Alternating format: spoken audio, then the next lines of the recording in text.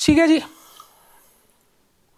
हम लोग ये शुरू करते हैं जी। प्रिपरेशन ऑफ फाइनेंशियल स्टेटमेंट्स, ये एक ऐसा एरिया है जिस पे बच्चे जो है ना वो काफ़ी इस पर परेशान होते हैं, डरते हैं, और उनके जहन में डिफरेंट किस्म के ख़दशात मौजूद होते हैं। इस सवाल से वो डरते हैं। तो सबसे पहले आपने घबराना नहीं है, ठीक है जी। इसमें कुछ ऐसी चीज़ें हैं, कुछ ऐसी बातें हैं जो ना सिर्फ आपको हेल्प करेंगी आपकी अप्रोच के अंदर, के इस क्वेश्चन को अप्रोच कैसे करना है, बल्कि इसके बाद जब भी आपने अकाउंटिंग पढ़नी है अगले लेवल्स में, चाहे वो मैनेजरियल अकाउंटिंग है, फाइनेंशियल अकाउंटिंग है, वो आपने बड़े सवाल करने हैं, एमसीक्यू बेस्ड क्वेश्चंस आपको नहीं आने। तो ये क्वेश्चन या यहाँ पे जो हम लोगों ने सेशन में जो चीज़ें डिस्कस करनी है, ये एक टोन सेट करेगा कि बड़े सवालों को किस तरह से सॉल्व करना है, ठीक है जी। तो आज के सेशन के अंदर हम लोग फाइनल अकाउंट के सवाल के बारे में डिफरेंट टाइप की चीज़ें देखेंगे कि इस सवाल को अप्रोच कैसे करना है, इस सवाल को सॉल्व कैसे करना है, और कैसे आपने इस सवाल से मैक्सिमम मार्क्स जो आप हासिल कर सकते हैं वो करने हैं। सबसे पहली चीज़ ये है कि ये 20 नंबर का सवाल होता है और बच्चों के जहन में होता है कि इसको पास करना या इसको सॉल्व करना ज़रूरी है। ऐसी बात नहीं है, हमने स्पेसिफिकली आईकैप से पूछा है और उनको कहा है, उन्होंने कहा जी कि ये ज़रूरी नहीं है कि ये सवाल अटैम्प्ट किया जाए या पास करना ज़रूरी है। यानी कि ये भी कहा जाता है कि अगर आप फाइनल अकाउंट में किस सवाल में फ़ेल हो जाए तो आपके बाकी पेपर में भी आपको फ़ेल कर दिया जाता है। ऐसी बात हरगिज़ नहीं है। आपने 100 में से 50 नंबर हासिल करने हैं। और मेरे पास कुछ ऐसे स्टूडेंट्स भी थे, उन्होंने ये कहा कि सर हमने ये सवाल किया ही नहीं और हम पास हो गए। लेकिन ऐसे बहुत थोड़े से लोग होते हैं। आपने ये नहीं सोचना कि सर अभी मैं तो सेशन जो है वो छोड़ के जा रहा हूँ क्योंकि जी वो आपने कहा था कि इसके बगैर भी पास हो जाएगा। इसके बगैर पास होना बहुत मुश्किल हो जाएगा क्योंकि 80 में से 50 नंबर हासिल करना मुश्किल होता है, 100 में से 50 नंबर हासिल करना रिलेटिवली ईजी होता है। यानी कि उस वाले से ईजी होता वो भी मुश्किल ही है, ठीक है भाई। तो जनाब ये कंपलसरी है कि नहीं? ये कंपलसरी नहीं है, इसको पास करना या अटेम्प्ट करना ज़रूरी नहीं है, लेकिन ये करें ताकि आपको इसमें से इजी मार्क्स जो है वो आप गेन कर सकें। इसके लिए टाइम कितना आपने एलोकेट करना है? लेस देन 25 मिनट्स जो है वो आप इस क्वेश्चन के ऊपर लगाएंगे। ये क्वेश्चन जो है आपने इसके ऊपर ज़्यादा टाइम नहीं लगाना। और ये कौन सा टाइम होगा? ये आपके एग्ज़ाम के जो है 2 घंटे का आपका एग्ज़ाम होता है।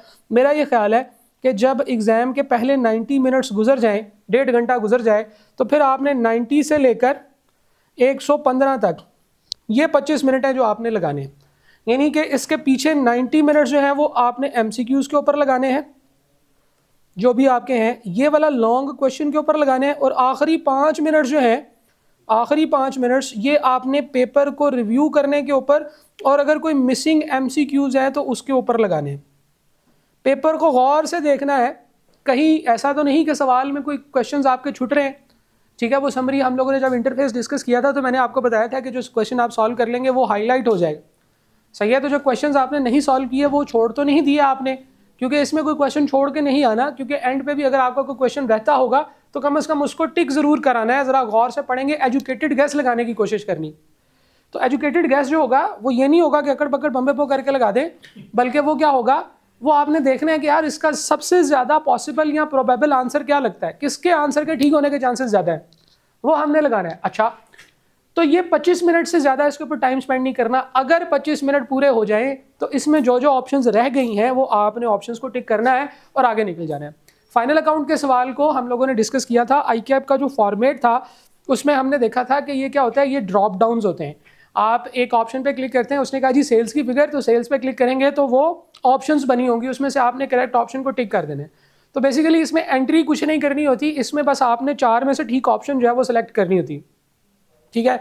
3 में से ठीक ऑप्शन सेलेक्ट करनी होती है, और so on and so for, इस तरह से कुछ कैलकुलेशंस करनी होती है। तो ये भी अल्टीमेटली अगर आपका 25 मिनट के बाद कोई ऑप्शन रहती है उसको रैंडमली सेलेक्ट करें और आगे निकलें, ठीक है जी। एक और बात बड़ी ज़रूरी है, ये देखना कि सवाल में मार्क्स किस तरह से डिस्ट्रीब्यूटेड है। कुछ कैलकुलेशंस होती हैं जिनमें मार्क्स थोड़े होते हैं लेकिन वो कैलकुलेशंस करना भी आसान होता है।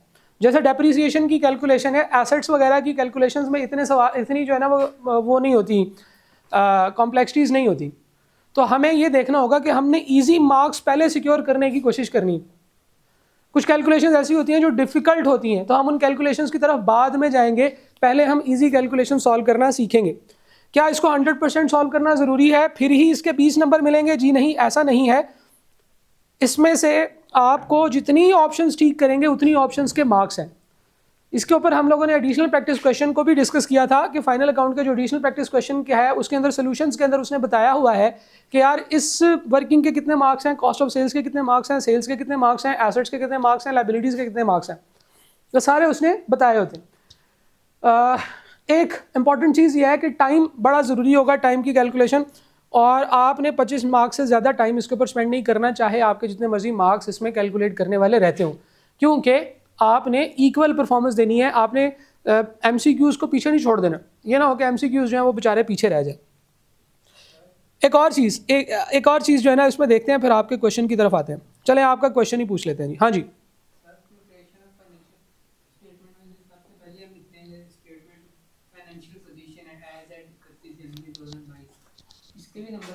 नहीं इसके नंबर नहीं होते, लिखना पड़ेगा भी नहीं, हमें फॉर्मेट बना हुआ आएगा। अच्छा, टिक करना होता है। अगर टिक करना होगा तो फिर उसके मार्क्स होंगे। अगर आपने उसमें ये चूज़ करना है तो फिर उसके मार्क्स होंगे, क्योंकि जो इंटरफेस जो ICAP ने जो सिलेक्ट किया हुआ था वो जो है उसमें तो नहीं है। तो अगर उसमें जो चीज़ आपने सेलेक्ट करनी है ना वही होगी। देखिए सब टोटल्स वगैरह के नंबर नहीं होंगे, ठीक है। सेल्स में से कॉस्ट ऑफ सेल्स माइनस करनी है, सेल्स के नंबर आपको मिलेंगे, कॉस्ट ऑफ सेल्स के नंबर मिलेंगे, लेकिन ग्रॉस प्रॉफिट के मार्क्स नहीं है, सब टोटल्स के मार्क्स नहीं होते हैं। मार्क्स सिर्फ उन्हीं चीज़ों के होते हैं जो आपने कैलकुलेट करनी होती हैं कैलकुलेशंस के अंदर, ठीक है जी। फाइनेंशियल स्टेटमेंट जो है ये बेसिकली क्या है जी, जो भी आपने PRC में चैप्टर्स पढ़े ना इन सब का कॉम्बिनेशन है, इन सब का कॉम्बिनेशन है। हमने हर चैप्टर के अंदर जो चीज़ें पढ़ी हैं ना वो इस चैप्टर में आएंगी, ठीक है। इसका ये मतलब है कि आपको बाकी सारे चैप्टर्स भी जो है उनमें भी एक अच्छी जो है वो आपकी ग्रिप होनी चाहिए ताकि आप इस सवाल को सॉल्व कर सकें। देखिए होगा ये कि आपको ट्रायल बैलेंस दिया होगा। ट्रायल बैलेंस से फाइनेंशियल स्टेटमेंट बनाना तो बहुत ही आसान है। हम ट्रायल बैलेंस के अंदर सारी आइटम्स जो इनकम और एक्सपेंसेस की हैं, सेल्स और परचेजेस की हैं, वो statement of profit and loss में ले जाते हैं, और एसेट्स, लायबिलिटीज़ और कैपिटल जो हैं वो हम लोग स्टेटमेंट ऑफ फाइनेंशियल पोजीशन में ले आते हैं और वहाँ पे उनको एक खास तरतीब से लिख देते हैं। तो बेसिकली ट्रायल बैलेंस से फिगर्स उठा के दूसरी जगह रखनी होती हैं, ये काम करना होता है। लेकिन आपको जो एडिशनल इन्फॉर्मेशन जो है वो फुटर्स में दी होती है वो आपकी डिफरेंट चैप्टर्स की अंडरस्टैंडिंग को चेक करती है। आपको क्लोजिंग स्टॉक दिया होता है और उसमें कोई एडजस्टमेंट्स दी गई होंगी, आपको प्रीपेमेंट्स एंड अक्रूवल्स जो हैं वो दिए गए होंगे, आपको बैड एंड डाउटफुल डेट्स के बारे में बात बताई गई होगी कि यार बैड एंड डाउटफुल डेट्स हैं, इस चैप्टर की वर्किंग कर लें। डेप्रिसिएशन की, बैंक रिकन्सिलिएशन की तरफ से जी आपको बैलेंस आ सकता है और एरर्स आपको दे सकता है कि ये एरर्स हैं और इन एरर्स को ठीक करना है। या इसमें एक चीज़ और ऐड कर लीजिए, वो है प्रॉफिट एंड लॉस अप्रोप्रिएशन। ये क्या होती है, ये क्या होती है जी? पार्टनरशिप में हम लोगों ने पढ़ा था प्रॉफिट एंड लॉस अप्रोप्रिएशन के कैपिटल अकाउंट जो है वो पार्टनरशिप का प्लस माइनस हो सकता है, ठीक है जी। तो इस तरह से क्वेश्चन दिया गया होगा, ट्रायल बैलेंस दिया गया होगा, कुछ एडिशनल इन्फॉर्मेशन दी गई होगी। अगर तो एडिशनल इन्फॉर्मेशन ना होती तो जिंदगी आसान थी, ट्रायल बैलेंस में जो कुछ था वो हम लोगों ने फाइनेंशियल स्टेटमेंट में कॉपी पेस्ट करना था और उसके बाद काम चल जाना था।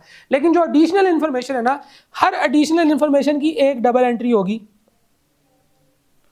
और वो डबल एंट्री जो है वो हमारे ट्रायल में मौजूद आइटम्स को दो जगहों पे जाके इम्पैक्ट करेगी, क्योंकि ये डबल एंट्री है, किसी को डेबिट करेगी किसी को क्रेडिट। अल्टीमेटली हमारा ट्रायल भी टैली होगा और फाइनेंशियल स्टेटमेंट्स भी टैली होंगी। अगर कुछ एरर्स हैं तो वो एरर्स भी जो हैं ये इनकी भी करेक्टिंग एंट्री फाइंड आउट करनी है।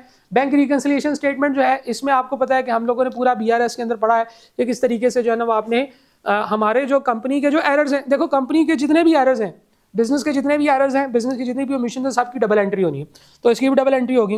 डेप्रिसिएशन की कैलकुलेशन करेंगे उसकी डबल एंट्री करेंगे, बैड एंड डाउटफुल डेट की कैलकुलेशन करेंगे उसकी डबल एंट्री करेंगे, यानी कि हर चीज़ की डबल एंट्री होनी है जो एडजस्टमेंट्स में मौजूद है। तो एडजस्टमेंट्स के अंदर अगर 10 आइटम्स हैं तो 10 डबल एंट्रीज करनी पड़ेंगी और उन डबल एंट्री से एक अकाउंट डेबिट होगा, एक क्रेडिट होगा। अल्टीमेटली आपका ट्रायल भी उसके बाद टैली रहेगा और आपकी फाइनेंशियल स्टेटमेंट्स भी टैली ही आनी चाहिए, ठीक है जी। तो ये है क्वेश्चन और इसकी ओवरऑल फिलॉसफी कि इसको कैसे करना है, कैसे सॉल्व करना है। एक मिनट, क्वेश्चन किस तरह से करना है, ये मेरी तरफ से एक सजेस्टेड ऑर्डर है एडजस्टमेंट्स का। आप जिस मर्जी तरतीब से कर सकते हैं, लेकिन मैंने क्योंकि ये कहा है कि इजी एडजस्टमेंट्स पहले कर लें और मुश्किल एडजस्टमेंट्स बाद में कर लें, तो ये कोई तकरीबन एक तरतीब बनती है जिसमें मेरा ख्याल है कि हमें एडजस्टमेंट्स को सॉल्व करना चाहिए। सबसे पहले डेप्रिसिएशन, क्योंकि ये इजी एडजस्टमेंट्स होती हैं। बैड डेट की एंट्रीज कर लें ये, उसके बाद फिर bank and cash related. Bank and cash related क्या क्या हो सकती हैं, BRS वगैरह अगर कोई आपकी कैलकुलेशन करने वाली है तो वो आप कर लें।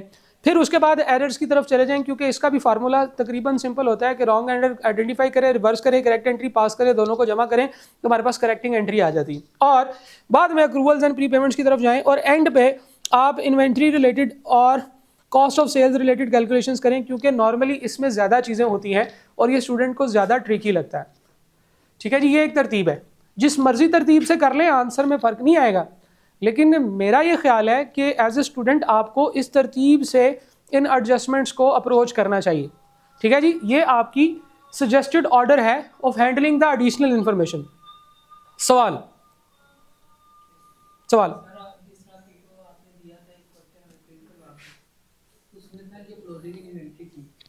उसके साथ एक और भी एडजस्टमेंट थी, हमें याद नहीं प्रॉपर, लेकिन सर इस तरह भी आ सकता है, आ सकता है, बिल्कुल आ सकता है। क्लोजिंग स्टॉक की कैलकुलेशन में वो आपको एनआरवी की कैलकुलेशन करने के लिए कह सकता है, या वो आपको ये कह सकता है कि क्लोजिंग स्टॉक हमने कैलकुलेट ही नहीं किया ईयर एंड के ऊपर, हमने 10 दिन बाद कैलकुलेट किया है, तो ईयर एंड का क्लोजिंग स्टॉक बताओ। ये कैलकुलेशन हो सकती है।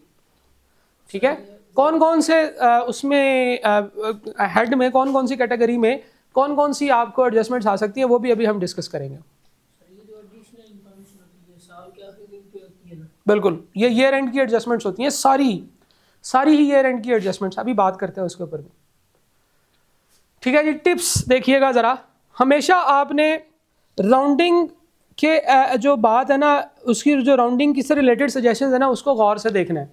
राउंडिंग की वजह से बच्चे अक्सर गलती करते हैं। कभी कभार ऐसे होता है ट्रायल बैलेंस राउंड करके दिया होता है, राउंडेड टू द थाउजेंड्स, और नीचे जो अमाउंट्स एडजस्टमेंट्स की दी होती है ना, उसमें राउंड नहीं किया होता। ठीक है, वहाँ से गलती होती है। तो आपने ये चीज़ ध्यान में रखनी है। जो लोग मुस्कुरा रहे हैं, मुझे पता लग रहा है कि आप लोगों को ये प्रॉब्लम आती रही है ना। हाँ, उसमें यही सवाल।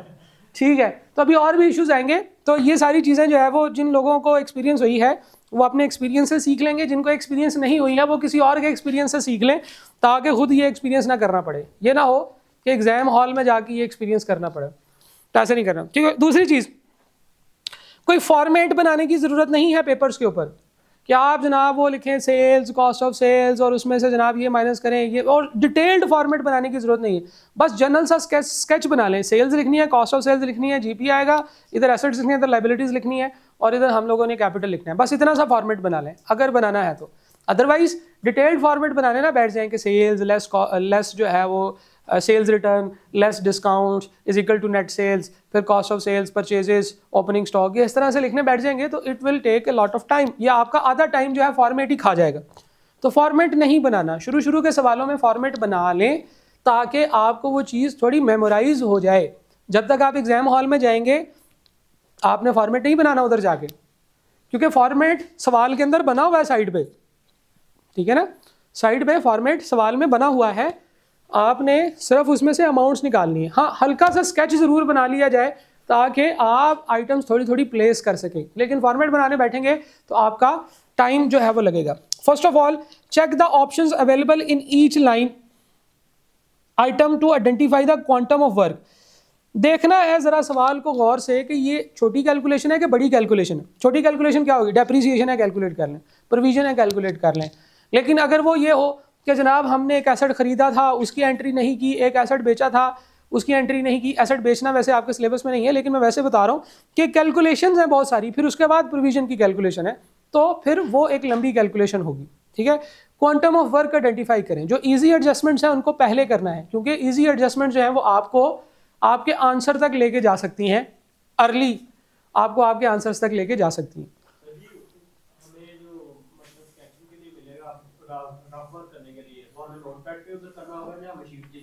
एक कागज की शीट मिलेगी, वो उनके पेपर में है। हमारे पेपर में स्पेसिफिकली उन्होंने कहा है कि ग्राफ वर्क के लिए एक शीट मिलेगी। हमने उस दिन जब एग्जाम सॉफ्टवेयर डिस्कस किया था तो उसमें भी लिखा हुआ था, उसकी इंस्ट्रक्शंस में भी लिखा हुआ था कि आपको एक ग्राफ वर्क की शीट मिलेगी, अकाउंटिंग में भी और क्यूएम में भी। ठीक है, तो इसके बाद क्या करना है जी, read the additional information and try to extract out the accounting entry without working of amount. अच्छा, आपको पता है कि जब भी कोई अकाउंटिंग एंट्री होती है उसके दो कंपोनेंट्स होते हैं, अकाउंटिंग एंट्री क्या होगी और अमाउंट क्या होगी। तो अकाउंटिंग एंट्री को पहले फोकस करना है आपने कि इसकी अकाउंटिंग एंट्री क्या होगी। Depreciation to accumulated depreciation accounting entry होगी, आपकी प्रोविजन की एंट्री क्या होगी, bad debt to provision for doubtful debt, इस तरह की हम लोगों ने अकाउंटिंग एंट्री पहले सोचनी है इसकी क्या होगी। वर्किंग वगैरह में टाइम लग जाता है, वर्किंग हमने बाद में देखनी है। अब उससे हमें क्या फ़ायदा होगा, देखो आपके पास ये नहीं है कि आपने फाइनल फिगर जो है वो डेटर्स की एंटर करनी, आपने डेटर्स की फाइनल फिगर एंटर नहीं करनी, आपने बेसिकली डेटर्स की फिगर जो है वो वहाँ पे 4 ऑप्शंस बनी होंगी, तो आपने उसमें से सिलेक्ट करनी। ठीक है जी, आपको नज़र आ गया है कि एक एसेट जो है वो हमने रिकॉर्ड नहीं किया, ठीक है, एक एसेट हमने रिकॉर्ड नहीं किया, तो इसका मतलब यह है कि वो अमाउंट एसेट में ऐड होगी ना। अब हमारे पास जब हम एसेट के सेक्शन में जाते हैं तो एसेट के सामने ड्रॉप डाउन में 4 आइटम्स खुलती हैं। एसेट की जो ट्रायल बैलेंस की आइटम है वो 14,000 है, 3 ऑप्शंस देखते हैं, इसमें एक चीज़ ऐड हो रही है एक माइनस हो रही, तो हमें ये पता चल जाएगा कि अब क्योंकि एडिशंस करनी है तो एसेट में वो अमाउंट ऐड होगी, तो अमाउंट की कैलकुलेशन किए बगैर ही हम इसको टिक कर लेंगे कि वो चीज़ जो एसेट में ऐड होनी है वो एडिशंस है। तो कभी कभार यहाँ से आपको हेल्प मिलेगी, इसकी प्रैक्टिस करेंगे फिर आपको पता चलेगा कि कैसे हम लोग आधा सॉल्व करके भी पूरा सही जवाब दे सकते हैं। ठीक है जी, ये भी ध्यान में रखिएगा कि एक वर्किंग जो है वो एक से ज़्यादा अकाउंट्स को इफेक्ट करती है, उससे भी आपको कुछ ना कुछ हेल्प मिल जाएगी क्वेश्चन के अंदर कि हाँ यार ये चीज़ है, ये एसेट्स में से माइनस हुई थी, डेप्रिसिएशन में जाके ऐड हुई है, तो आपके सामने क्योंकि आंसर मौजूद है। मैं हमेशा कहता हूँ कि एमसीक्यू बेस्ड क्वेश्चंस होते हैं ना वो बड़े इंटरेस्टिंग होते हैं, सवाल आपके सामने और करेक्ट आंसर भी आपके सामने, लेकिन वो छुपा हुआ है, बहरूपिया है, और उसकी दोस्ती जो है वो 3 गलत ऑप्शंस के साथ है। आपने उन 3 गलत ऑप्शंस को आइडेंटिफाई करके साइड पे कर देना, करेक्ट आंसर आपके सामने आ जाएगा, या करेक्ट आंसर आइडेंटिफाई कर लें।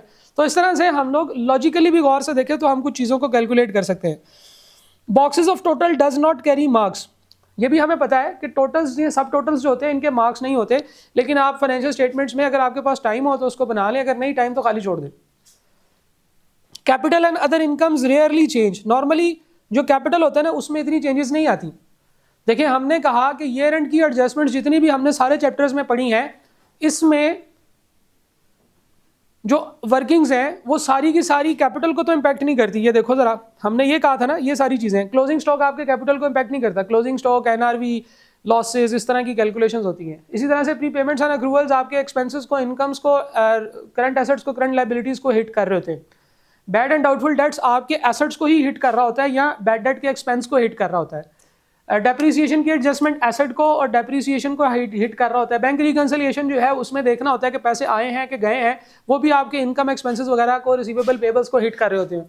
एरर्स भी मोस्टली जो है ना वो आपके कैपिटल को हिट नहीं कर रहे होते। तो कैपिटल्स और अदर इनकम्स, ये 2 ऐसी चीज़ें होती हैं जो बहुत रेयरली चेंज होती हैं, उसमें कोई चेंजेस नहीं होती हैं। तो ये वाली चीज़ भी जो है ये एक अच्छा स्टार्टिंग पॉइंट हो सकता है कि हम कैपिटल और अदर इनकम जो है इनको एडजस्ट कर लें। वही रूल, वही फार्मूला कि इजी कैलकुलेशंस फर्स्ट करनी है, ठीक है जी। और again at the end after each working go to both account being affected and select relevant options. ठीक है, कभी कभार ऐसे होता है कि तीनों ऑप्शंस के अंदर से ना हम लोग, एक ऑप्शन है उसके अंदर हम देख लेते हैं कि चारों ऑप्शन सेम है, उसमें एक फिगर का फ़र्क है, तो हमें वहाँ से पता चल जाएगा यार इस फिगर को कैलकुलेट कर लें तो हम एक डिसीजन पे पहुँच जाएंगे कि इसमें से कौन सी ऑप्शन चूज़ करनी है, क्योंकि आपने कुछ एंटर नहीं करना, आपने जस्ट कैलकुलेशन करनी है। तो ये भी आपके लिए हेल्पफुल हो सकती है। Go for the working of the cost of good sold at the and. Cost of good sold क्योंकि कॉम्प्लेक्स होती है, इसमें बहुत सारी चीज़ें होती हैं, इसलिए इसको एंड पे किया जाए तो ज़्यादा बेहतर है। पहले भी कर सकते हैं, गलत नहीं होगा, लेकिन इसको एंड पे किया जाए तो ज़्यादा बेहतर होगा। एक तो ये चीज़ होगी जनाब। इसके बाद हम लोग सवाल शुरू करने से पहले कुछ छोटी छोटी और चीज़ें जो है वो डिस्कस कर लेते हैं। कभी कभार स्टूडेंट को सवाल आ जाता है, उनको समझ नहीं आती कि इसको किस तरह से करना है। पीरियोडिक और परपेचुअल की आइडेंटिफिकेशन ट्रायल बैलेंस से हम कैसे कर सकते हैं। हम लोगों ने इन्वेंट्री के चैप्टर में पढ़ा है कि जो पीरियोडिक मेथड होता है उसमें sales account, purchase account, sales return, purchase returns के अकाउंट्स नज़र आते हैं, और इन्वेंट्री जो होती है वो हमारे पास ओपनिंग होती है।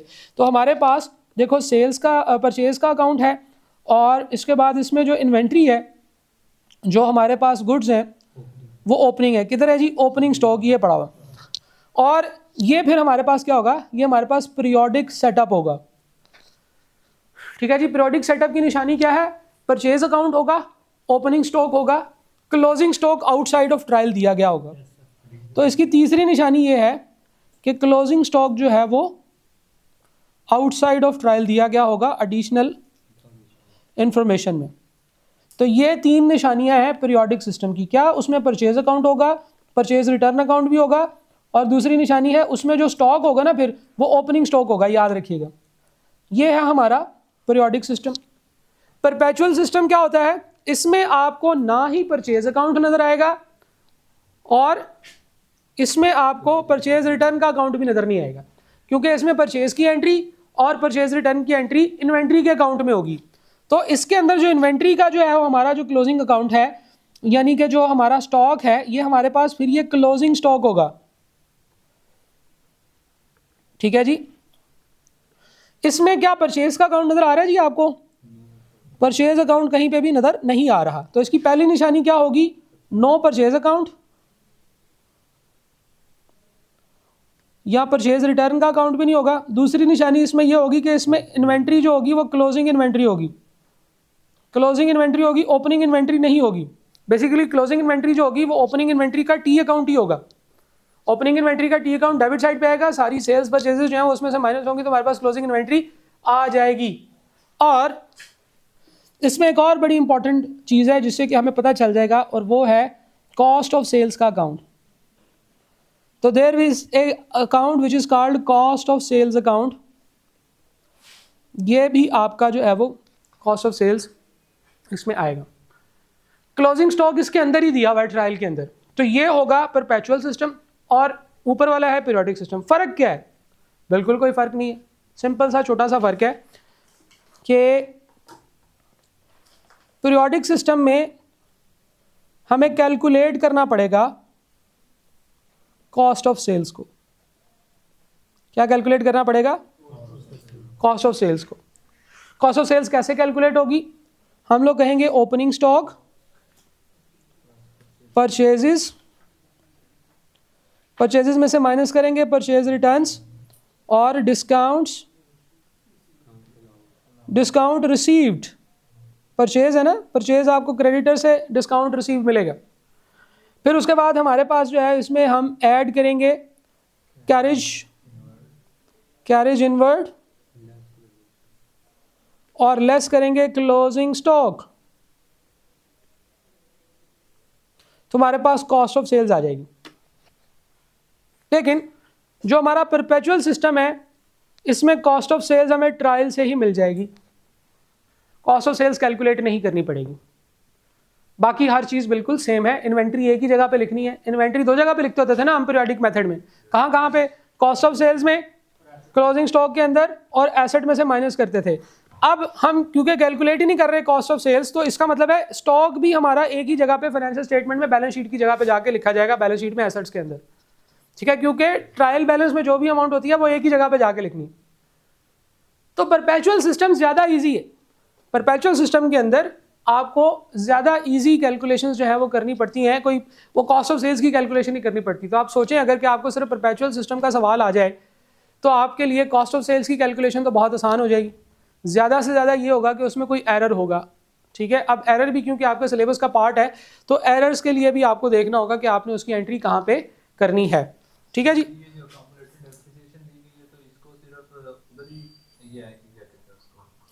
प्रॉफिट एंड लॉस सब दोनों में आएगी या सिर्फ उसी में आएगी? जो चीज़ ट्रायल में है वो एक जगह पे लिखनी है। अब आप सोच लें किधर लिखनी है। यहाँ पे है accumulated depreciation plant and machinery की। ये ओपनिंग एक्यूमुलेटेड डेप्रिसिएशन है बेसिकली। ठीक है, ये आपके एसेट्स में आएगी, नॉन करंट एसेट्स में। एसेट्स हमारे नॉन करंट एसेट्स होते हैं ना, बल्कि अभी इसमें डेप्रिसिएशन चार्ज करनी है ना हमने।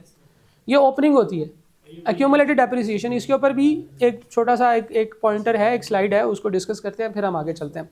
ये पॉइंट समझ आ गया जी कि डिफरेंशिएशन क्या है परपेचुअल और पीरियोडिक में। परपेचुअल के अंदर जो है वो हमारे पास कॉस्ट ऑफ सेल्स का अकाउंट होता है, पीरियोडिक में कॉस्ट ऑफ सेल्स खुद कैलकुलेट करनी होती है। जब कैलकुलेट करनी है तो उसका ये मेथड है, opening stock plus purchases minus purchase returns minus discount received plus carriage inward minus closing stock. तो आपके पास जो है वो कॉस्ट ऑफ सेल्स आ जाएगी। और परपेचुअल मेथड के अंदर कॉस्ट ऑफ सेल्स आपको अकाउंट में ही मिली होती है, तो एक वर्किंग आपकी परपेचुअल में कम हो जाती है।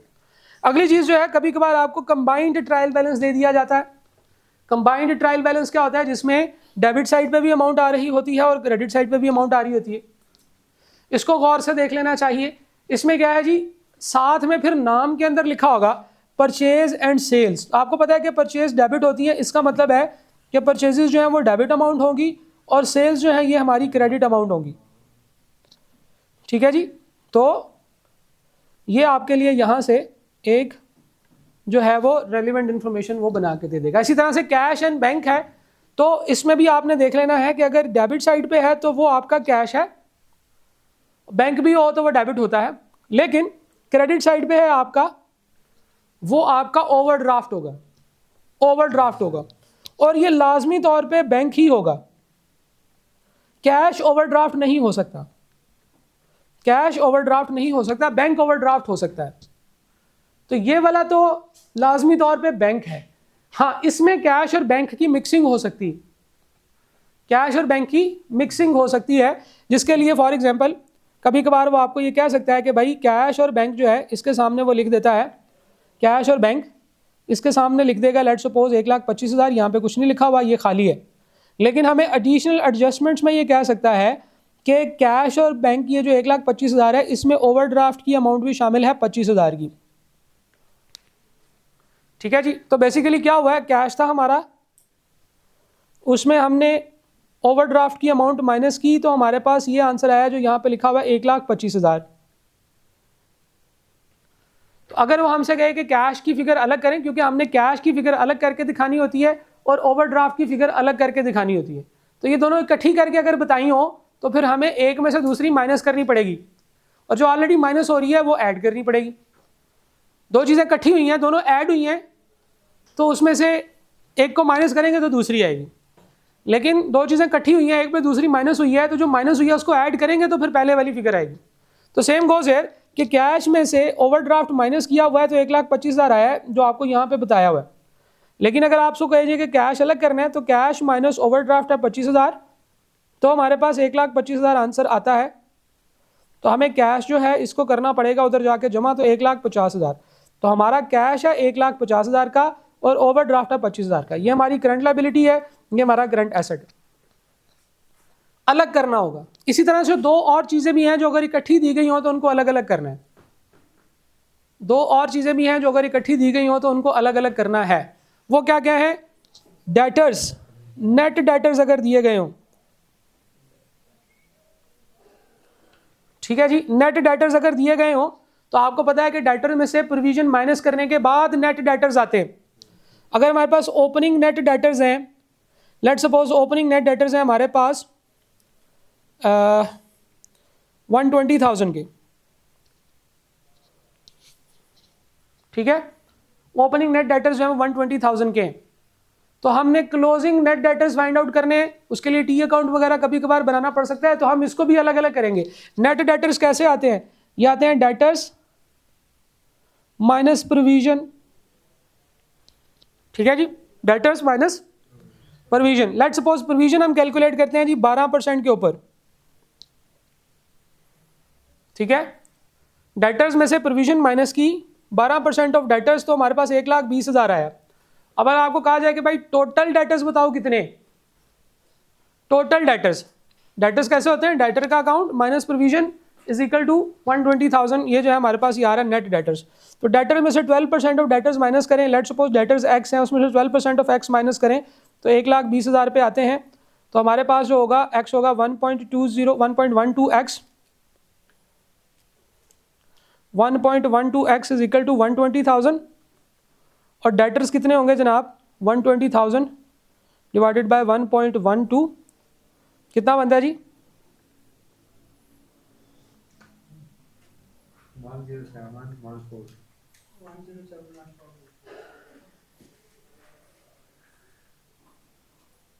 ठीक है जी, डेटर्स में से नहीं 107,142 बनेगा, ठीक है जी, नहीं 107 नहीं बनेगा, दोबारा बताओ, 107,142। अच्छा ये 1.12 नहीं ना बनेगा, ये 0.88 बनेगा, तो ये 0.88, तो x इज इक्वल टू, बढ़ जाएगी ना फिगर, कम थोड़ी होगी, बढ़ जाएगी 136,363। 136,363, ठीक ठीक है जी। तो ये आपके टोटल डेटर्स हैं जिसका 12% आपने प्रोविज़न निकाली है और रिमेनिंग नेट डेटर्स आपके पास आ गए हैं। तो डेटर्स में से डेटर की प्रोविज़न का ओपनिंग बैलेंस कभी कभार आपको चाहिए होता है, फिर आप प्रोविज़न की क्लोजिंग करते हैं। वैसे इतने मुश्किल काम नहीं आते, लेकिन अगर करने के लिए कह दिया जाए तो आपको पता होना चाहिए कि उनको अलग अलग कैसे करना है। जैसे कैश में ओवरड्राफ्ट जमा होगा तो वो बेसिकली उसको कम कर देगा, ठीक है। जब हम उसको इम्पैक्ट निकालेंगे तो हमें उसको ऐड करना पड़ेगा, जो चीज़ माइनस हो रही थी वो ऐड करनी पड़ेगी, ठीक है जी। तो ये हमारे पास जो है कभी कभार कंबाइंड ट्रायल बैलेंसेस आ जाते हैं जिसमें इंफॉर्मेशन इकट्ठी होती है और इससे हमें इंफॉर्मेशन को अलग अलग करना है। जी सर कैश एंड बैंक वाला जो आपने बताया था, हाँ इसमें सर 125 अगर हम बैंक को नहीं देते, आपने वो कर दिया था ना, तो इसमें आप ओनली कैश है वो 125,000, हाँ अब बाकी बैंक ओवरड्राफ्ट होगा वो ऊपर वाला 25,000 होगा, 150,000 होगा। हाँ, कैश 150 है, क्योंकि हमने उसमें 25,000 माइनस करके अमाउंट लिखी हुई थी तो वो इसलिए 125,000 हो गया था, कम हो गया था। आपने उसको ऐड बैक करना है, जो माइनस हो रही थी चीज़ उसका इम्पैक्ट निकालना हो तो उसको ऐड बैक करना पड़ेगा। जो ऐड हुई थी चीज़ उसका इम्पैक्ट निकालना है तो उसको माइनस करना पड़ेगा। उसका इम्पैक्ट क्या है ओवरड्राफ्ट का, वो कैश को कम कर रहा है, तो कैश में ओवरड्राफ्ट जो है वो ऐड करना पड़ेगा। अच्छा जी, आगे अब हम ज़रा चलते हैं। हमारे पास है जी फाइनेंशियल स्टेटमेंट्स का फॉर्मेट। फाइनेंशियल स्टेटमेंट्स का जो फॉर्मेट है ये भी आपके लिए रेलिवेंट है जी।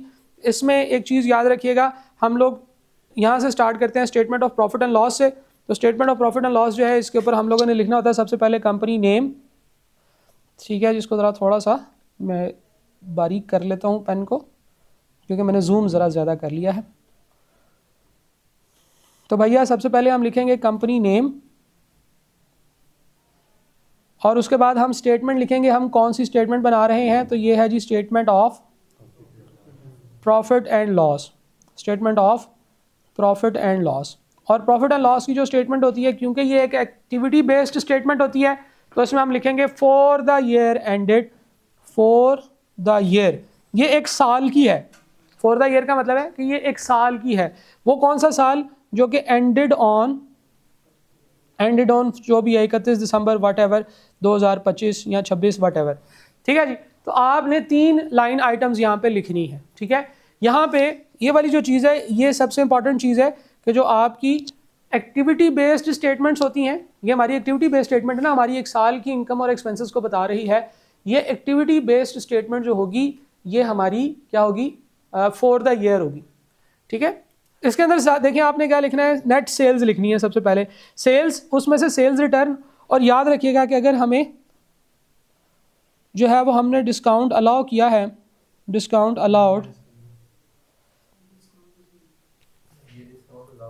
डिस्काउंट अलाउड होगा ना, जो हमने कस्टमर्स को अलाउ किया है, कस्टमर से सेल्स करते हैं हम, तो ये डिस्काउंट अलाउड होगा, ठीक है जी। इसी तरह से ये हमारे पास इन तीनों चीज़ों को एडजस्ट करेंगे, sales minus sales return minus discount allowed, तो हमारे पास नेट सेल्स आ जाएगी। इसके बाद कॉस्ट ऑफ सेल्स माइनस करेंगे। कॉस्ट ऑफ सेल्स की वर्किंग होगी opening stock plus purchases. Purchases में क्या क्या आएगा, परचेज लेस परचेज रिटर्न और लेस डिस्काउंट रिसीव्ड, ठीक है जी। तो उसके बाद क्लोजिंग स्टॉक इसमें से माइनस करेंगे, वो भी ऐड कर लीजिएगा, कैरेज इनवर्ट वगैरह जो था वो सारा ऐड करेंगे। ये हमने तब करनी है जब हमारा पीरियोडिक सिस्टम होगा। परपेचुअल सिस्टम है, ये एक ही लाइन में हमारी ट्रायल बैलेंस से अमाउंट आ जाएगी और हम लोग सीधा ग्रॉस प्रॉफिट पे पहुंच जाएंगे। ग्रॉस प्रॉफिट में से आपने एडमिनिस्ट्रेशन एक्सपेंसेस माइनस करने हैं, सेलिंग एक्सपेंसेस माइनस करने हैं। एडमिन एक्सपेंसेस और सेलिंग एक्सपेंसेस की 2 मेन हेडिंग्स आपके पास क्वेश्चन में आएंगी, उसके अंदर ये सारी चीज़ें उसके अंदर ही सम होके आएंगी, ठीक है जी। ये आइटम्स जो कि डब्बे के अंदर लिखी हुई हैं ये अलग अलग फाइनेंशियल स्टेटमेंट पे प्रेजेंट नहीं करनी, आपने इनको इकट्ठा करके लिखना है, ठीक है जी। इसके बाद इसको ज़रा थोड़ा सा और कंटिन्यू करते हैं। ये कुछ यहाँ पे जो है वो बाकी चीज़ें नज़र नहीं आ रही, हम लोगों ने लेस करना होता है इससे सेलिंग एक्सपेंसेस और एडमिन एक्सपेंसेस माइनस करते हैं। इनकी सिर्फ एक ही अमाउंट होती है, सेलिंग एक्सपेंसेस की और एडमिन एक्सपेंसेस की। एक काम करते हैं, मैं इसको ना यहाँ से जो है वो ख़त्म कर देता हूँ और इसको आगे से यहाँ से पूरा करते हैं, क्योंकि ये बस ठीक तरह से बना नहीं हुआ।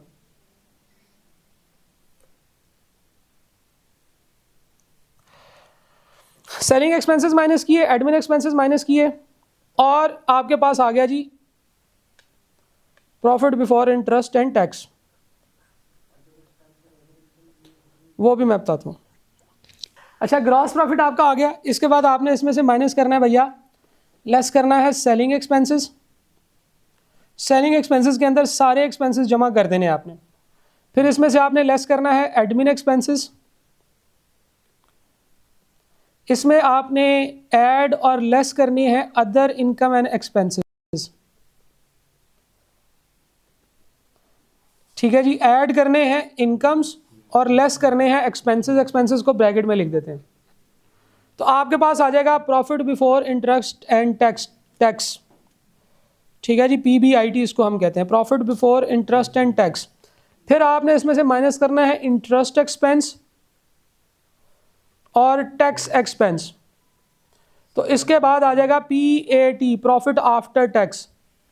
ठीक है जी, यहाँ पे आपने इसको क्लोज कर देना है। एक चीज़ याद रखें, एक minute, profit before interest and tax जो होता है ये आपके बिजनेस का टोटल अर्निंग पोटेंशियल बताता है। तो इट इज़ इम्पॉर्टेंट कि हम इंटरेस्ट और टैक्स को अलग से दिखाएं। हमारी फाइनेंशियल स्टेटमेंट में इंटरेस्ट और टैक्स को अलग से दिखाया जाता है प्रैक्टिकली।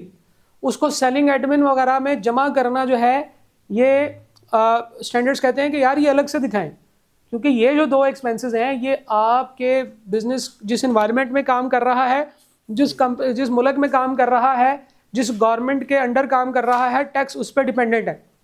इसलिए वो कहता है इसको अलग करें। इसी तरह से इंटरेस्ट भी जो होता है वो आपके अर्निंग पोटेंशियल को शो नहीं करता। दो बिजनेसेस बिल्कुल एक जैसा परफॉर्म कर रहे हैं, एक बिजनेस इंटरेस्ट पे कर रहा है, दूसरा नहीं कर रहा, तो जो इंटरेस्ट पे कर रहा है उसका कंपैरिजन नहीं हो सकेगा। तो फाइनेंशियल स्टेटमेंट्स हम यूज़र को बताते हैं ताकि लोगों का कंपैरिजन के लिए आसानी हो। और अगर हमने इंटरेस्ट और टैक्स उसी में ऐड करके दिखा दिया ऊपर, तो वो हमारे लिए ठीक नहीं होगा। अब सवाल के अंदर क्या होता है, आइडियली तो इंटरेस्ट और टैक्स को अलग करके दिखाना चाहिए, लेकिन कुछ क्वेश्चंस ऐसे हो सकते हैं, आपको अगर आए तो एग्जामिनर हो सकता है इस चीज़ को इग्नोर कर दे और इंटरेस्ट और टैक्स को आपके एडमिन एक्सपेंसेस के अंदर मर्ज कर सकता है। तो ये सवाल में आपने देखना होगा। आइडियली ये होता है कि ये अलग अलग ही दिखाए जाने चाहिए, ये आपका फॉर्मेट होता है। ये जो प्रॉफिट आफ्टर टैक्स होता है ये कैपिटल में चला जाता है, कैपिटल के अंदर जाके ऐड हो जाता है अगर हमारे पास हो सोल प्रोप्राइटर, और ये चला जाएगा प्रॉफिट एंड लॉस अप्रोप्रिएशन में अगर हमारे पास होंगे पार्टनर्स, और वहां से फिर पार्टनर के करंट अकाउंट में चले जाएंगे। ठीक है जी, बैलेंस शीट की आइटम की तरफ चलते हैं।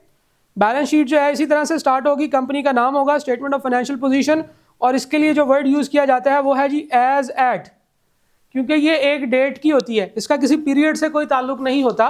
ये आज की आपकी पोजीशन बताती है, या जिस डेट की बनी हुई है उस डेट की आपकी फाइनेंशियल पोजीशंस क्या हैं ये उसको बताती है। कैपिटल एंड लाइबिलिटीज़ है जी, वो आप कैपिटल एंड लाइबिलिटीज़ के सेक्शन से शुरू करेंगे। कैपिटल लिखेंगे, कैपिटल के अंदर कैपिटल है, या पार्टनर्स के केस में पार्टनर कैपिटल होगा। फिर उसके बाद इसमें से नेट प्रॉफिट ऐड करना है, ड्राइंग्स लेस करनी है। और पार्टनर्स के केस में क्या होता है, पार्टनर का कैपिटल अकाउंट होता है, नीचे उसका करंट अकाउंट होता है, क्योंकि पार्टनर्स की ड्राइंग्स भी हम उसके करंट अकाउंट में डालते हैं, पार्टनर्स की प्रॉफिट जो उसको मिलते हैं वो भी करंट अकाउंट में डालते हैं, पार्टनर को जो जो प्रॉफिट का शेयर मिलता है वो भी उसके करंट अकाउंट में जाता है। तो ये सारी मूवमेंट हमारी करंट अकाउंट में होती है। टोटल कैपिटल बन जाएगा, टोटल कैपिटल के नीचे net current non current liabilities लिखेंगे। नॉन करंट लाइबिलिटीज़ के अंदर जो है वो लॉन्ग टर्म लोन्स होंगे, कोई भी लॉन्ग टर्म लाइबिलिटी होगी तो आपके पास टोटल नॉन करंट लाइबिलिटीज़ आ जाएंगी। ठीक है, करंट और नॉन करंट में क्या डिफरेंस है ये भी अभी हम देखते हैं।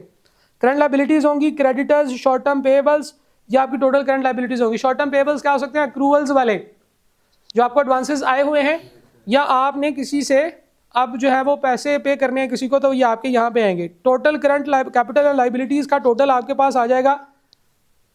फिर दूसरा सेक्शन नीचे आप स्टार्ट करेंगे एसेट्स का। ज़रूरी नहीं है कि वो ऊपर और ये नीचे हो, कोई भी और फॉर्मेटिंग भी हो सकती है। नॉर्मली कंपनीज़ के अंदर एक पेज पे एसेट और एसेट बनाए होते हैं, दूसरे पेज पे कैपिटल और लाइबिलिटीज़ बनाई होती हैं।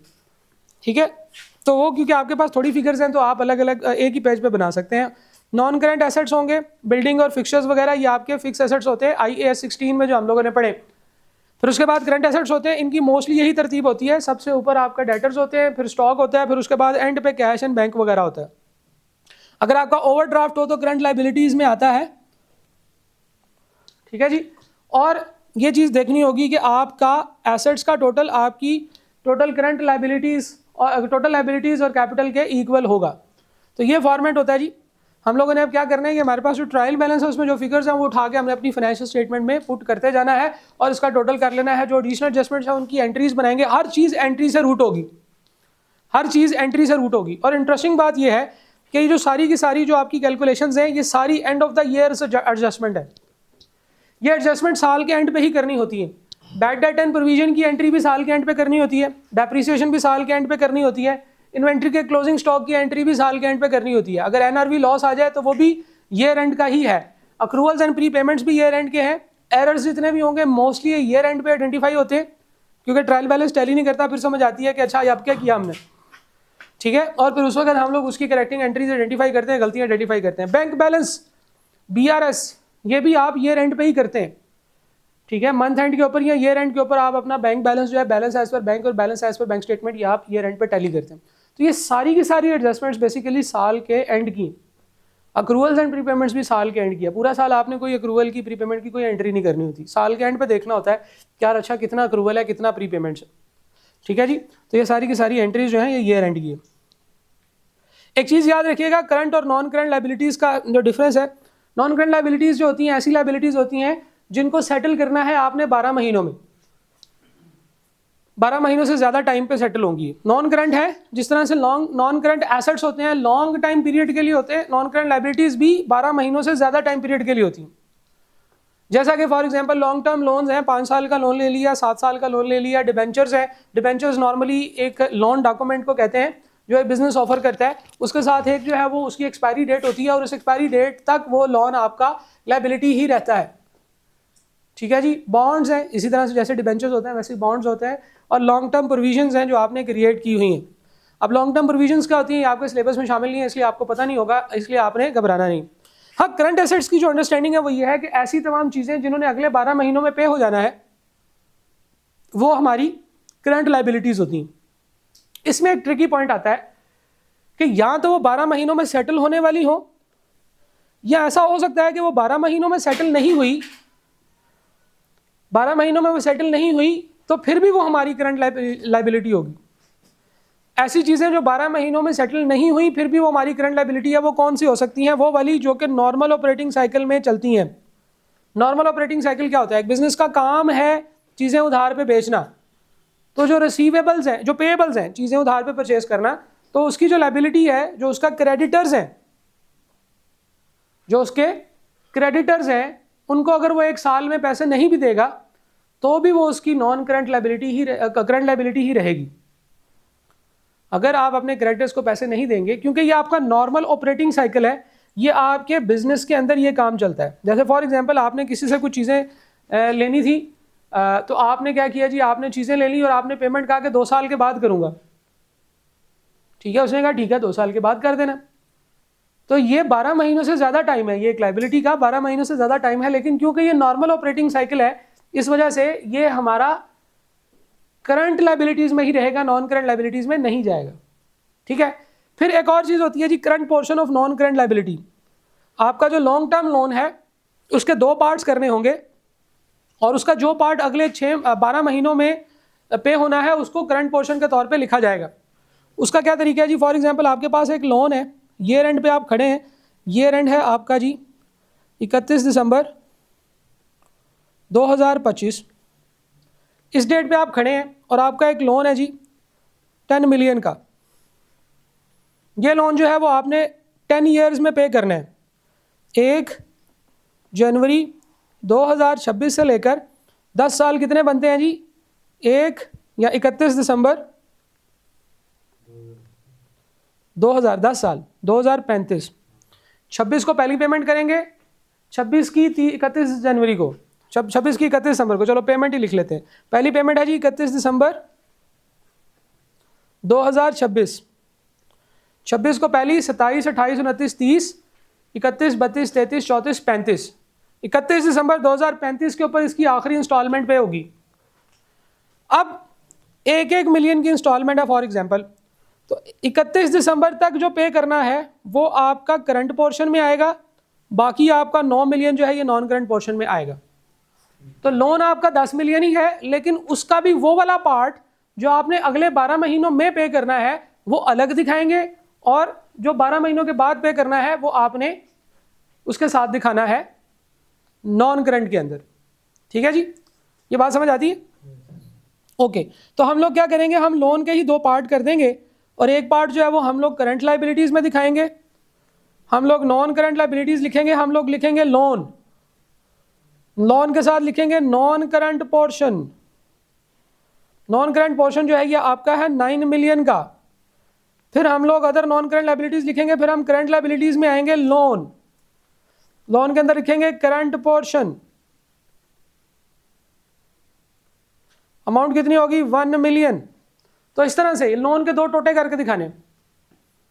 ठीक है जी, लोन के केस में अक्सर औकात ऐसा होता है कि ट्रायल बैलेंस में लोन के साथ उसकी परसेंटेज दी होती है कि ये इतने % का लोन है, तो मोस्टली उसके ऊपर वो लोन की परसेंटेज भी कैलकुलेट करनी होती है कि इस लोन के ऊपर इंटरेस्ट कितना है। ट्रायल के अंदर से भी हमें एक हिंट मिलेगा, उसका सवाल करेंगे फिर आपको पता चलेगा। ठीक है जी, तो करंट वर्सेस नॉन करंट जो है इसको भी हम लोगों ने डिस्कस कर लिया है, और ये ग्रॉस वर्सेस नेट डेटर्स या एसेट जो है ये भी हम लोगों ने अभी वैसे डिस्कस कर लिया था, यहाँ पे डिस्कस करना। तो ये कुछ चीज़ें हैं जनाब जो आपको फाइनल अकाउंट के सवालों को करने के लिए जो ट्रिक्स हैं वो आपको यहाँ पे आने चाहिए। कुछ कैलकुलेशंस में प्रॉब्लम्स, जो बच्चों को प्रॉब्लम्स आती हैं, और कुछ डिफ़िकल्टीज़। तो आज हम लोगों ने ये सारी चीज़ें डिस्कस की हैं। ये हमारा पावर सेशन है। पावर सेशन में हम लोग सारी चीज़ें जो है वो क्विकली डिस्कस करते हैं। कल से यानी कि अगले सेशन से हम लोग क्या करेंगे, हम लोग इसका एक एक सवाल करना शुरू करेंगे। कल मैं 2 या 3 सवाल को करने की कोशिश करूँगा, कम से कम एक तो हम ज़रूर करेंगे जिसमें डिफरेंट सिनेरियोज़ हैं। कुछ सवाल मैं सॉल्व करके ले आऊँगा, कुछ सवाल हम लोग इकट्ठे मिलकर करेंगे, जिससे कि आपको उसके अंदर जो कैसे सॉल्व करना था उसकी समझ आ जाएगी। ठीक है, और फिर वो जो लेंथी काम होता है वो हम लोग उसमें हम स्किप कर लेंगे। तो हम लोग कल के सेशन में 2 सवाल करने की कोशिश करेंगे। ठीक है जी, चलें जी, ये चीज़ें हमने डिस्कस की, आई होप आपको इसकी समझ आई होगी। कल मिलते हैं।